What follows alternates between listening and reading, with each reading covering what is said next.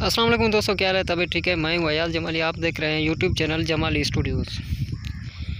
तो जी जनाब, आज आया था तूफ़ान के साथ बारिश, तबाही मचा दी भाई, तबाही मचा दी। तमाम तेज़ तूफ़ान था, बारिश भी तमाम तेज़ थी, तमाम तेज़ थी। ये देखो, हर जगह पानी पानी मौजूद है। अभी तो तूफ़ान नहीं है, समुद्री तूफ़ान अभी तक नहीं उठा। अगर वो उठा तो क्या होगा? ये तो उसके असरात हैं, असरात ने ही काम तबाह कर दिया सारा।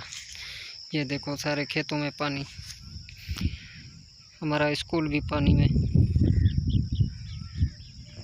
अभी बारिश रुका है तकरीबन 10 मिनट पहले।